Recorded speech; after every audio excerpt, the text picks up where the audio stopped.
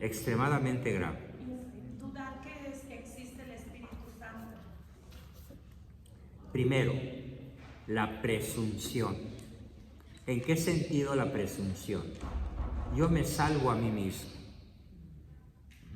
Yo no necesito de la gracia de Dios. Yo no necesito confesarme, no necesito comulgar. No necesito de bules para nadar.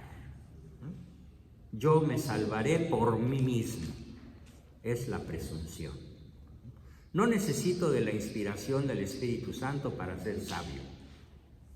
No necesito de la iluminación de la gracia para tomar las mejores decisiones. Es el pecado de presunción que atenta contra la fe, contra la esperanza y contra la caridad, que son las tres virtudes que estamos analizando desde el punto de vista pragmático, desde el punto de vista de acciones, ¿sí? No de conocimientos, de actividades.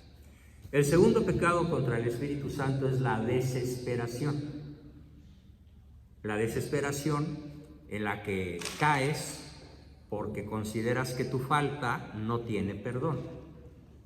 Históricamente, ¿a qué personaje conocemos que incurrió en la desesperación? Judas. Judas. Es un pecado contra el Espíritu Santo que obviamente culmina sin perdón. La desesperación. Tercero, la resistencia a la verdad conocida. Algo es obvio, algo es claro. A ver, cosas como esta. El universo no es la explicación de sí mismo. El universo no se creó a sí mismo. Necesitó un creador, porque si no, no hubiera existido. Es lo que llamamos una verdad conocida. A esta verdad conocida, los grandes sabios, Albert Einstein, Lemaitre, Lejeune, Pasteur, los Curie y otros cientos de sabios no se resistieron e incorporaron a su saber científico la verdad conocida.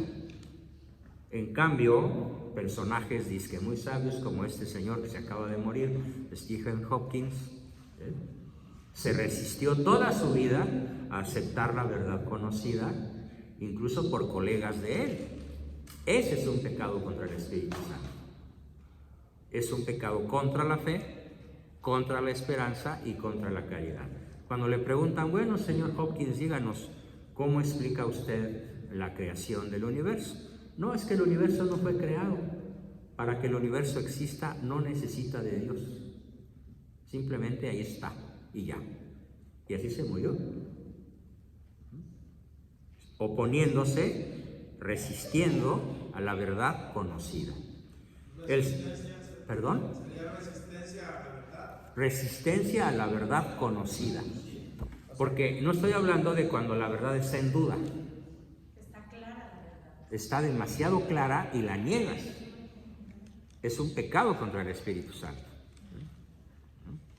Por ejemplo, resistencia contra la verdad conocida que hay en Lourdes, en Fátima y en Guadalupe. Además, atestiguada por científicos que incluso se han convertido. Es una verdad conocida. Lourdes, Fátima y Guadalupe no ofrecen la menor duda al mundo de la ciencia de que la Virgen ahí está o estuvo. O por ejemplo, muy buena aportación, el milagro eucarístico equivale a una verdad conocida. Que yo sepa, me acuerdo que en el mundo hay como 60, más o menos, milagros eucarísticos que son una verdad conocida. Negarse a aceptarlo como verdad es pecado contra el Espíritu Santo. La siguiente, llevamos 3. Envidia del bien espiritual de otro. A Santa Teresa de Jesús, a la gran Teresa, le pasó muchas veces eso, que sus compañeras de convento le tenían una envidia terrible. También le pasó a San Juan Bosco, a mi tocayo, que es mi tocayo por el nombre, no por las virtudes, aunque espero todavía alcanzar algunas de ellas antes de entregar los tenis. Siguiente, persistencia en el pecado. A ver, esto puede ser que muy pocos lo hayan considerado. ¿Cuántos años tienes confesando el mismo pecado? Piensen, no me lo digan, no es para publicarlo, no es para cuestionarlo en público, pero piensen, el mismo pecado. Es más, hasta cambias de sacerdote porque ya te da pena ir con el mismo. Eres capaz de ir de, no sé, de por aquí, de Fontana hasta el centro de Los Ángeles, para encontrarte con un curita al que nunca hayas visto y decirle ese pecado, y no le vas a decir por pena que lo has estado haciendo durante 40 años, desde que tienes memoria. Entonces, la reiteración del mismo pecado alcanza a ser un pecado contra el Espíritu Santo, porque no hay verdadero arrepentimiento. Porque lo vuelve a hacer. Lo vuelves a hacer. No hay verdadera contrición, no hay verdadero dolor del pecado, ni hay un verdadero propósito del miembro.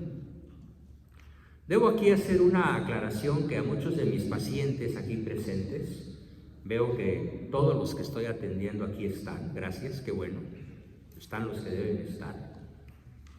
Hay un concepto hermosísimo que quiero transmitir. Consentir la tristeza puede ser un pecado contra el Espíritu Santo, porque caes en la desesperación. Es el número 2. No consientas la tristeza. Si tu problema es la tristeza, la depresión, el sentimiento de inutilidad, de futilidad, de que no sabes, de que no puedes, de que no te salen las cosas, deséchalo de ti. Expulsa la tristeza, la depresión de tu vida, para no incurrir probablemente en un pecado contra el Espíritu Santo. Y el último, la impenitencia final. Hay dos personajes, bueno, hay muchísimos, pero yo conozco dos de alto nivel que murieron impenitentes, ¿sí? Que no aceptaron en el último instante de su vida la recepción de los sacramentos. ¿Sí? ¿Qué pasa con una persona así? ¿Qué pasa con una persona así? Podemos deducir la condenación, la impenitencia final.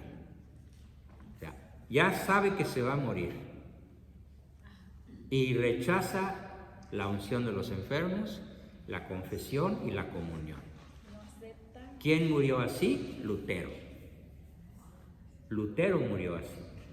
El fundador de todas las sectas protestantes, porque aunque él no las fundó directamente, cuando menos sí fundó el protestantismo, y de ahí se derivan el 500.000 de sectas que hoy existen en el mundo, más de la mitad de ellas aquí en USA, que inicia Lutero en el año 1521 o 19, por ahí así, y muere impenitente, rechazando el auxilio de los sacramentos a los que hubiera podido tener acceso si hubiera querido. Otro personaje famosísimo que rechazó esto es el Premio Nobel de Literatura mexicano. ¿Alguien sabe quién es?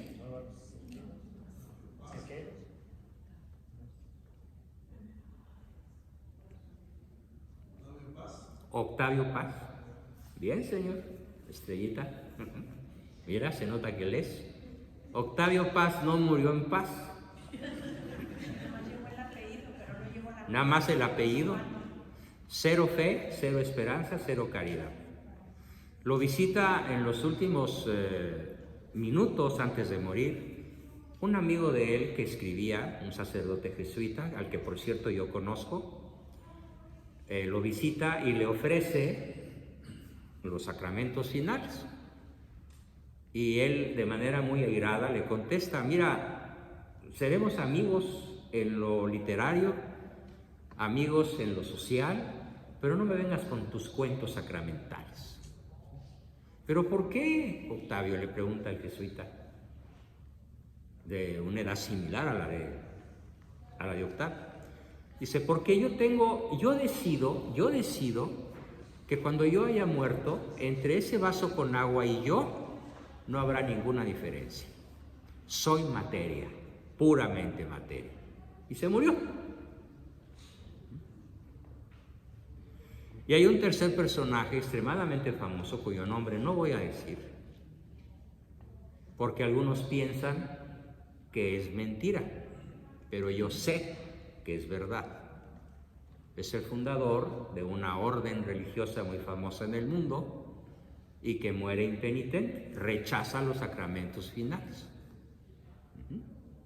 A pesar de que fue el fundador de una de las órdenes más famosas y poderosas de la historia de la Iglesia. Averigüenlo. Qué triste, pero así sucede. Entonces, el pecado contra el Espíritu Santo puede no ser muy popular, puede no ser muy frecuente, pero suele darse en personas importantes. Suele darse en personas incongruentes entre su conocimiento y la práctica de su religión. A mí lo que más me duele cuando recibo a la gente atronada, destruida, oprimida por sus emociones mal manejadas, lo que más me pesa es no poderlas convencer rápidamente de lo que acaban de descubrir los científicos rusos, de que la oración tiene un poder curativo extraordinario. El sacramento tiene un poder curativo físico y emocional extraordinario. La confesión tiene un poder terapéutico también extraordinario. Pero bueno, la oración, sobre todo el concepto que ya dije alguna vez, que espero que algunos aprendan, aunque se requiere mucha disciplina para aprender, se llama oración en segundo plano, que significa que estés haciendo lo que estés haciendo, sigues rezando el rosario, acá en tu mente. Por ejemplo, yo cada vez que estoy dando una sesión, en segundo plano, como lo hacen las computadoras, las Aves Marías fluyen. Cuando estoy en la computadora, cuando estoy manejando sobre todo, cuando estoy haciendo alguna tarea manual, ¿sí? La oración en segundo plano equilibra, da alegría, me mantiene en gracia, me mantiene alerta para no incurrir en faltas graves, incluso no incurrir en faltas leves. Y esto ya es un descubrimiento de la ciencia, de la neurología moderna del siglo XXI, con fecha de este mes, y en un país que no tiene por qué presumir de religioso, Rusia. Sí. ¿Y cómo se le puede llamar cuando uno pues ora en la noche, se duerme y despierta y sigue con la Esa es la oración de segundo plano. Sigue la práctica. Y sigues cantando. Es la oración permanente, que es la que más nos conviene practicar. Pensé que estaba loca. No, es cero, al contrario, eso te hace cuerda y te acomoda mejor las neuronas y te mejora tu sistema inmunológico y te mantiene con energía y alegría. ¿Sí? Doctor, por ejemplo, si uno está haciendo oración y vamos manejando el carro Eso es a lo que me refiero. Eso es lo que hay que hacer. o sea, yo tenía otra idea de eso, porque digo, si voy a orar, pues me voy a poner a orar. Es que se dan los dos tipos de oración. Pero entonces, ¿sí vale esa oración así? No solamente vale, te supervale. ¿Sí? No, te transfiero de disco duro a disco duro el conocimiento. Mantener una oración constante en segundo plano es un acto virtuoso que te mantiene conectado con el Altísimo de modo permanente. Y además tiene grandes beneficios para la salud espiritual y mental y cerebral, según se ha descubierto en laboratorios de neurología actuales. Yo a veces paro porque, bueno, pues estoy nomás así, no estoy poniendo atención. Oh, bueno, también está la oración consciente, intencional, que ocupa espacio, tiempo, lugar, hora, que es obviamente. Y hay muchas formas de oración. Está la oración de gratitud, la oración de imprecación. ¿Por qué a mí, Señor? Hágase tu voluntad en los bueyes de mi compadre. Se vale imprecarle a Dios. Y pues si el mismo Cristo impreca, haz que pase de mí este cáliz, en pleno huerto de los olivos. Pues era ser humano, ¿no? Y estaba sudando sangre. ¿Cuántas veces nosotros sudamos sangre y no nos atrevemos a imprecar? Oración de gratitud, de imprecación, de súplica, oración en segundo plano, oración sacramental. Algo que aconsejo mucho es esto. Cuando comulguen, yo he observado aquí en este lugar, cuando vengo a misa de 1 los domingos, que vienen, comulgan y a los 30 segundos ya están hasta viendo el celular. Muchos. O cuando menos se sientan. Déjenme decirles algo científico, algo comprobado. ¿Cuánto dura la presencia real del cuerpo de Cristo en tu pancita? Cuando menos 15 minutos. Claro, si tienes muchos ácidos gástricos, a lo mejor 10. Pero no menos de 10 minutos la presencia del cuerpo de Cristo es real en tu sistema digestivo. ¿Por cuánto tiempo entonces necesitas recogimiento? Por mínimo 10 minutos. Yo uso 15. ¿Y cómo sé que son 15? Pues porque pongo mi reloj y me chilla cuando ya pasaron 15. Yo le quiero hacer una pregunta. Sí, sobre este punto. Sí. Yo voy a misa a las 8:30 y ofrezco al Señor estar en ayunas para tomar la Eucaristía. Cuando yo hago el ofertorio, yo oro y todo eso, eructo. Cuando ya yo tomé la Eucaristía y todo eso, a veces rápido vuelvo a eructar, a veces dura más tiempo y como que es algo antes de y después. ¿Está bien? Sí, de hecho, pues es un cuerpo real. Y me llama la atención. Es un cuerpo real y tiene que haber algún fenómeno de sentir algo en tu interior. ¿Sí? Y a veces tardo mucho. No nos pasa, bueno, eso que tú dices, tal vez nada más te pasa a ti, pero no es chifladura ni nada por el estilo. Cada quien es diferente y cada quien siente lo que siente, pero algo que es universal es que la presencia real de Cristo en el cuerpo humano tiene una duración de entre 10 y 15 minutos. Tómenlo en cuenta la próxima vez que comulguen y ni se meneen, concéntrense. Yo lo que hago es rezar entre 10 y 15 veces esa oración que dice: alma de Cristo, sálvame. Sangre de Cristo, embriaga. Agua del costado de Cristo, lava. Y la rezo en 1 minuto. Si la repito 10 veces, ya fueron 10 minutos. Y las voy contando. Y ya cuando terminé, entonces digo a lo que sigue, ¿no? Pero muy pocas personas conocen que esa presencia real ahí está. Y esto es justamente hablando de fe en la presencia real de Cristo. Cuerpo verdadero, verdadera sangre y verdadera carne. Por eso es: quien no come de mi carne y no bebe de mi sangre no tendrá vida eterna. Y esto se llama fe. Pero si además sabes que hay 60 milagros eucarísticos certificados científicamente, ya no hablamos de una fe infusa por Dios. Ya estamos hablando de una fe inteligente y cultivada, que conoce y que no peca contra el Espíritu Santo, precisamente ¿por qué? Porque asume la verdad conocida y la acepta y la vive y la lleva a la práctica. Bien, pues básicamente terminaríamos la sesión con la última pregunta. ¿Cuáles son los 4 pecados que claman al cielo por justicia? Así se dice, este pecado clama al cielo por justicia.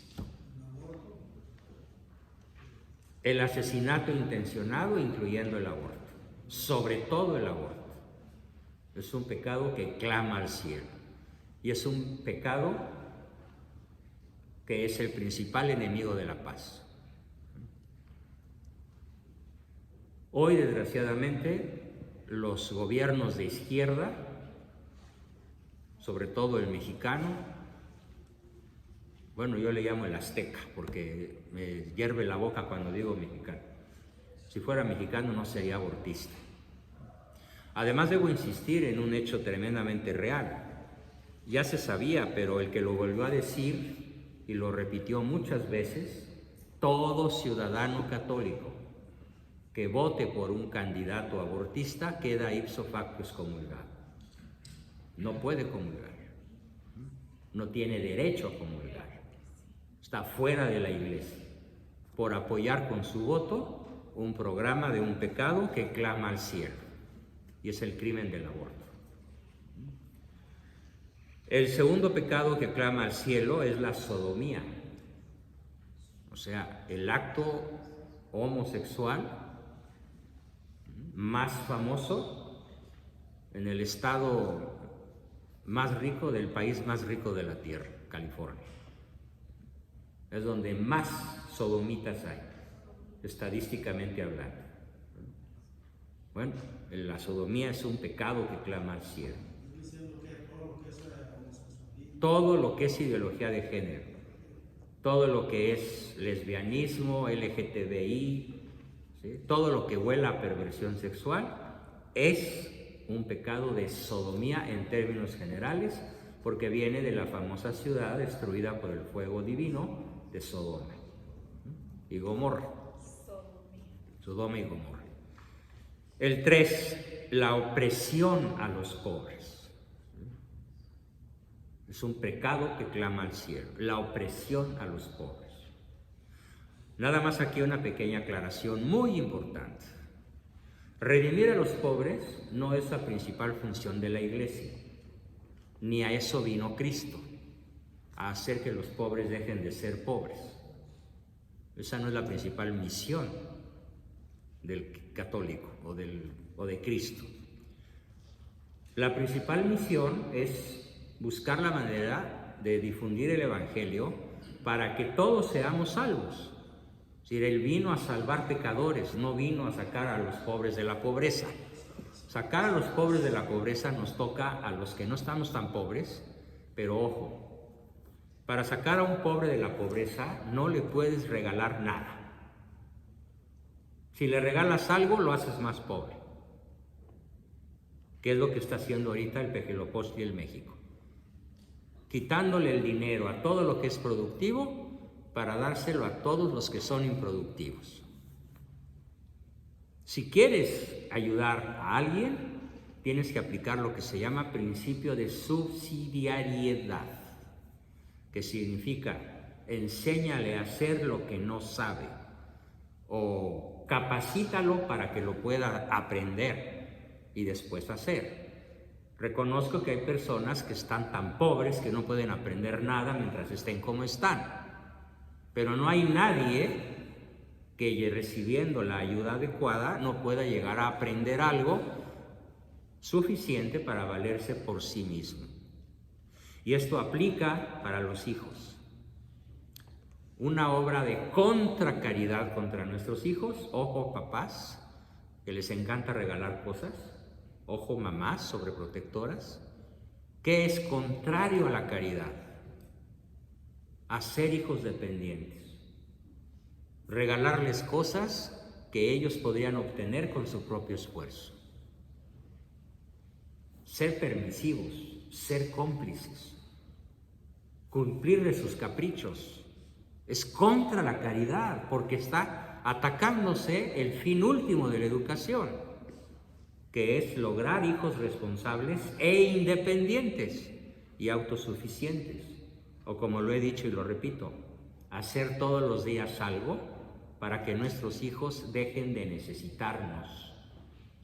Esto aplica también a los gobiernos. de todas las naciones. No se trata de regalarles comida o dinero a los pobres o servicios. Se trata de generar riqueza, de generar empleo, de generar trabajo, para que haya más para repartir a más gente. Eso es justicia social y es una acción de caridad obligatoria e implica una fe inteligente e implica una esperanza inteligente. Lo aclaro porque hoy se piensa exactamente al revés. Y de todos los males se le echa la culpa al liberalismo, al libre mercado, a la corrupción, pero esto que hoy se practica en muchísimas naciones latinoamericanas, Cuba, Nicaragua, Venezuela, Ecuador, México, etc., es contra la fe, contra la esperanza y contra la caridad. Aunque se revista con los ropajes de esas tres virtudes. Es una enorme mentira. Y termino mi exposición preguntándoles, ¿cuál es el mejor lugar para esconder al demonio? Detrás de la cruz. Entonces, ¿cómo nos llevan hoy al baile los adversarios de nuestra fe? Haciéndose pasar por católicos, haciéndose pasar por gentes de fe, como el falso cura Solalinde o el falso obispo Raúl Vera de Saltillo, que proclama la homosexualidad, o infinidad, como el obispón rojo de Cuernavaca, Sergio Méndez Arceo, y toda la secta socialista con sotana, o los sacerdotes, obispos y cardenales alemanes que insisten en exterminar el celibato sacerdotal y en que haya mujeres ordenadas. Por fortuna ya el Papa Francisco dijo no, sabiamente, claro, iluminado por el Espíritu Santo, ¿no? Todas estas aclaraciones vienen a cuento porque tenemos que tener, aparte de las acciones prácticas que hoy les dejo de tarea, que son las obras corporales de misericordia aplicadas a la familia, las obras espirituales de misericordia aplicadas a la familia, la práctica de las virtudes y la oposición a los vicios, la exclusión de nuestra vida de los pecados contra el Espíritu Santo y la exclusión de cualquier pecado que pudiera clamar al cielo. El último es defraudar a los trabajadores de su sueldo, ¿sí? Darles gato por liebre o pagarles salarios no remunerativos, como se hace en casi todos los países latinoamericanos. Nada más para que tengan una idea, lo que aquí una persona gana por hora, $10, en México lo gana una persona por 10 horas. Es justamente un pecado que clama al cielo. ¿Y quiénes son los ladrones? El gobierno, los empresarios y las gentes de poder y dinero que no se van a poder llevar nada de lo que les están robando a los trabajadores. No solo a los pobres, sino a todo el que se deja. A todos los que pueden lo esquilman, lo exprimen. Y podemos hablar de una terrible esclavitud en pleno siglo XXI. Aún aquí lo hay.